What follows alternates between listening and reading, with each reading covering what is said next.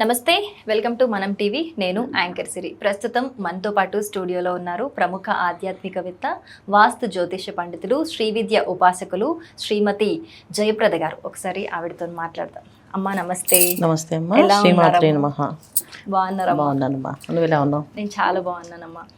మీరు రాశి ఫలాలు బాగా చెప్తారు. అసలు చాలా మంది కనెక్ట్ అయ్యి కూడా వీడియోలు అన్ని ఫాలో అవుతుంటారు మేబీ. సో ఈ నెలలో, మే నెలలో కుజగ్రహ మార్పు ఉంది, దాని ఎఫెక్ట్ కూడా బాగుంటుంది అంటున్నారు. సో ఈ కుజగ్రహ మార్పు వల్ల ఏ ఏ రాశుల వారికి ఎలా ఉండబోతుంది, ఎవరికి మంచి జరుగుతుంది, ఎవరు జాగ్రత్తగా ఉండాలి, విషయాలు వివరిస్తారా? తప్పకుండా అమ్మా. కుజుడు అంటే మన మంగళుడు, అంటే అంగారకుడు, భూమిపుత్రుడు, భూమి కారకత్వం ఉన్న గ్రహం అనమాట. సో కుజుడు అనేది మన పద్ధతిని తీసుకుంటే జాతకంలో చాలా చిన్న ప్రభావమే. ఇప్పుడు మన జాతకంలో గురుబలం చూసుకుంటాం, చంద్రబలం చూసుకుంటాం. ఈ గురుబలం బాగున్నా, చంద్రబలం బాగున్నా జాతకంలో ఎటువంటి పరిస్థితి ఉన్నప్పటికీ కూడా వాళ్ళ లైఫ్ అనేది ముందుకు అలా వెళ్ళిపోతూ ఉంటుంది, ఎటువంటి ఇబ్బంది లేకుండా. కొన్ని ఇబ్బందులు వచ్చినా దాన్ని తట్టుకునే కేపబిలిటీ వాళ్ళకి ఉంటుందన్నమాట. అందుకే ఖచ్చితంగా బాగుంటుంది.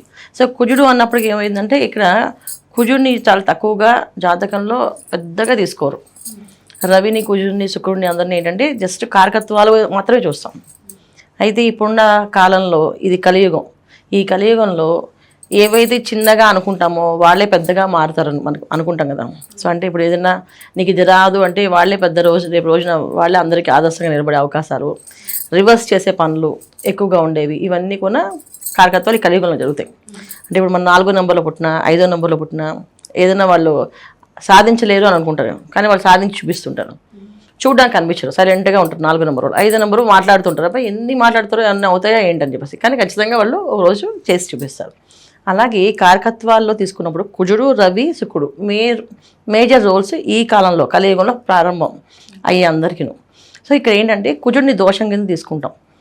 అంటే కుజుడు ఏ స్థానంలో ఉంటే ఆ స్థానం, ఆ కారకత్వం పోతుందని చెప్పి, ఆ భావం పోతుందని చెప్పి ఖచ్చితంగా చూస్తామట. సో ఏ భావాలు అంటే ముఖ్యంగా చూసుకునేది కుజదోషం వివాహాలకి. సో కుజదోషం ఉంటే వివాహాలు జరగవని, అలాగే కుజుడు దశమ స్థానంలో ఉంటే వ్యాపార వ్యవహారాలన్నీ కూడా ఇబ్బందులు పడి కష్టపడాల్సి వస్తుందని, అలాగే కుజుడు పంచమ స్థానంలో ఉంటే సంతాన భాగ్యానికి ఆలస్యం అయ్యే అవకాశాలు, కాస్త ఇబ్బంది పడే అవకాశాలు కనిపిస్తూ ఉంటాయని, ఇలాగా ప్రతి ఒక్క భావానికి ఆయన ఎక్కడున్నారో ఆ ప్రభావం చూపిస్తుంటుంది. ఇప్పుడు ఈ కుజుడు కారకత్వాల్లో స్తంభించే కారకత్వం ఉంది దీనికి. అంటే మిగతా అన్ని ప్లానెట్స్ ఏంటంటే ముందుకు వెళ్ళిపోతూ ఉంటాయి. రవి 30 రోజులకి మారుతాడు, చంద్రుడు 2.5 రోజులు మారుతుంటాడు, శుక్రుడు 20 రోజులకి మారుతాడు. కానీ కుజుడు ఒక్కొక్కసారి 45 రోజులు అలా స్తంభించి ఉంటారు, 45 రోజులు మారుతారు. ఇప్పుడు మనకి జరగబోయే ఏదైతే ఇప్పుడు కుజుడు గురించి మాట్లాడుకుంటున్నామో, ఈ కుజు కారకత్వం అనేది మనకి మేషరాశిలో స్వస్థానంలో, స్వక్షేత్రంలో ఆయన స్తంభిస్తున్నాడు. రావడమే కాకుండా స్తంభించి ఉంటున్నాడు అక్కడ. సో దాదాపు 45 రోజులు 12 రాశుల వాళ్ళకి లాభాలు, నష్టాలు కొన్ని ఉన్నాయి. ఇవన్నీ మనం చెప్పుకుందాం. మరి అమ్మ, సింహరాశి వారికి ఏ విధంగా ఉండబోతోంది? సింహరాశి వాళ్ళకి కుజుడు ఒక స్థానం భాగ్యస్థానం అవుతుంది. అది 9th హౌస్.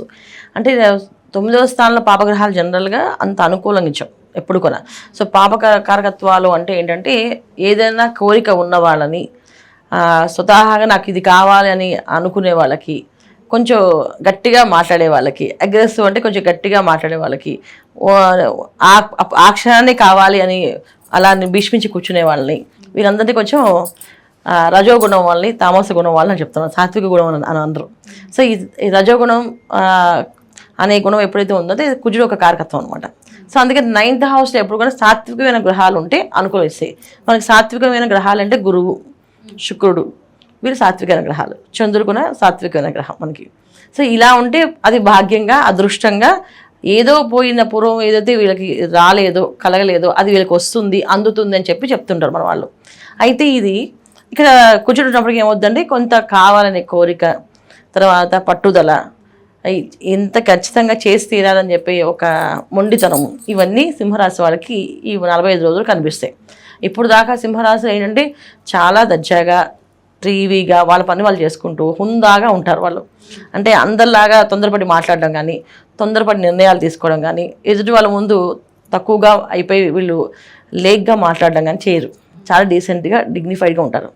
అయితే ఇక్కడ కుజుడు కారకత్వం వల్ల కాస్తంత కోపము, ఆవేశం పెరుగుతుంది, పట్టుదల పెరుగుతుంది, కాస్తంత ఇబ్బంది పడే సిచ్యువేషన్స్ వీళ్ళు కొంచెం సింహరాశి వాళ్ళకి కుజుడు వల్ల ఉంది. సో సో వీళ్ళు మాటని చాలా జాగ్రత్తగా వాడాలి. ఇప్పుడు దాకా ప్రతి ఒక్క మాట ఎదుటి వాళ్ళని హామ్ చేసినట్టు ఉండవు, చాలా బాగుంటుంది. వీళ్ళు చూడడానికి మాత్రం యాటిట్యూడ్ మనుషుల్లాగా అనిపిస్తారు, అమ్మ వీళ్ళకి ఇంత యాటిట్యూడ్ ఉందని. కానీ వాళ్ళు నోరిప్పి మాట్లాడితే మాత్రం చాలా హంబుల్గా మీకు ఏం కావాలండి, ఎలా కావాలండి చేసి పెడతా అని చెప్పి అంత సింపుల్గా ఉంటారు వాళ్ళు. కానీ ఇక్కడ కుజుడు ఎప్పుడైతే 9th హౌస్లో ఉన్నాడో ఇక్కడ వీళ్ళకి కొంచెం ఆలోచన విధానం మారుతుంది. కొంచెం కోపము, మొండితనము, పట్టుదల రావడము, పంతంగా వెళ్ళడము అవుతుంది. తర్వాత దశమస్థానంలో రవి కూడా వీళ్ళకి మారుతుంటారు. దశమస్థానంలో రవి ఇప్పుడు కూడా యోగిస్తాడు. 100% కెరియర్ పరంగా గ్రోత్ ఉంటుంది వాళ్ళకి. సో కెరియర్ పరంగా ఎవరైతే సెటిల్ అవ్వాలనుకుంటున్నారో వాళ్ళకి మంచి సదావకాశం అనుకోవచ్చు. ఈ అవకాశంలో వీళ్ళు ఉపయోగించుకుంటే 100% వీళ్ళు పొజిషన్ తెచ్చుకోగలుగుతారు. ఎందుకంటే 9th హౌస్ కుజుడు, 10th హౌస్ రవి, ఈ 2 కాంబినేషన్స్ వీళ్ళకి సెటిల్ అవ్వడానికి ఒక అవకాశం. అంటే అదే ఆఫీస్లో ఎన్నో రోజుల నుంచి చేస్తూ ఉంటారు, పక్క వాళ్ళకి పక్క సీట్ వాళ్ళకి ప్రమోషన్స్ వచ్చేస్తాయి, వీళ్ళకి ప్రమోషన్ రాదు. ప్రమోషన్ వీళ్ళకి తెచ్చుకోవడానికి వీళ్ళు వెళ్ళి డైరెక్ట్గా ధైర్యం చేసి మాట్లాడతారు, మా అర్హత ఇది, మా క్వాలిటీస్ ఇవి ఉన్నాయి, ఎందుకు మమ్మల్ని తీసుకోవట్లేదు అని ధైర్యం చేసి మాట్లాడే అవకాశం ఉంటుంది. అదే తత్వము ఇక్కడ జాతకంలో యోగం ఒకవేళ లేకపోతే కనుక, లగ్నానికి ఆయన పాపి కానీ లగ్నానికి ఆయన శుభ కానీ కాకపోతే కనుక ఖచ్చితంగా వీళ్ళకి అది మొండితనం వచ్చి పంతం వచ్చి ఉద్యోగం వదిలేసి వచ్చే అవకాశం ఉంది. నాకు ఈ ఉద్యోగం వద్దు, ఇది ఏమీ అక్కర్లేదు అని చెప్పి ఇదిగో ఉంది. 2 కారకత్వాలు నడుస్తాయి. ఇక్కడ మనం చూసుకోవాల్సిందంటే బ్యాలెన్స్, ఖచ్చితంగా బ్యాలెన్స్గా ఉండాలి వీళ్ళు. బ్యాలెన్స్గా ప్రతి ఒక్క మాటని ఆలోచించి ఆచరిస్తే 100% సక్సెస్ అవుతారు. మాట జాగ్రత్తగా ఉండాలి, ఖచ్చితంగా ఉండాలి. ఇంతకుముందు ఇప్పుడు దాకా ఉంటుంది, ఇప్పుడే ఈ 45 రోజుల్లో మన చేత చెప్పలేని అనలేని మాటలు అనిపిస్తుంటారు. అంటే అంటాం కదా, టైం బాగాలేనప్పుడు చిన్న మాట అన్నా కూడా అది ఎక్కడికో దారితీస్తుంది. సో అలాంటి అవకాశం వీళ్ళకి సింహరాశి వాళ్ళకు ఉంది. అందుకని మాటను చాలా జాగ్రత్తగా పొదుపుగా వాడితే ఈ కుజుడు యొక్క కారకత్వం వల్ల వీళ్ళకి ఎటువంటి ఇబ్బంది ఉండకుండా నెమ్మదిగా దాటేస్తారు. ఈ 45 రోజులు 45 రోజుల తర్వాత మళ్ళీ మామూలు వాళ్ళ జీవితం వల్ల ఏ ప్రాబ్లం ఉండదు. ఈ 45 రోజులు మాత్రం కొంచెం కష్టకాలం అని చెప్పాలి, జాగ్రత్తగా ఉండాలి. ఇది గడ్డు కాలం కింద చెప్పాలి వీళ్ళకి చెప్పాలంటే. సో ప్రతి ఒక్క దానిలోని వాదన ఉంటుంది. ముఖ్యంగా తండ్రి కొడుకుల దగ్గర వాదన ఎక్కువగా ఉంటుంది. తండ్రితో పోట్లాడటము, కొడుకుతో పోట్లాడటము, సో మాట వినకపోవడము, ఇద్దరు వాదించుకుంటూ ఉండడము, తల్లిదండ్రులకి ఒక విధంగా తల్లికి బాధగా కల్పించడము, ఇవన్నీ జరుగుతుంటాయి. సో పెద్ద కుటుంబాల్లో ఆస్తి గొడవలు రావడం కానీ, మా ఆస్తి మాకు ఇచ్చేయని కానీ, ఇదే కొంచెం స్వార్థంగా మాట్లాడడం కానీ, స్వార్థంగా మాట్లాడడం, ఎప్పుడు వీళ్ళని మాట్లాడుతున్నారా వీడియో ఇవాళ అనే క్షోభని వాళ్ళకి కలిగించే అవకాశం కానీ జరిగే అవకాశం ఉంది. అందుకని ఖచ్చితంగా మాట్లాడేటప్పుడు చాలా జాగ్రత్తగా ఒక మాటకి 10 సార్లు ఆలోచించి మాట్లాడండి. 100% మీకు మంచి లాభాలు ఉంటాయి. మరి వీళ్ళు ఎలాంటి రెమెడీస్ చేసుకుంటే శుభ ఫలితాలు వస్తాయి?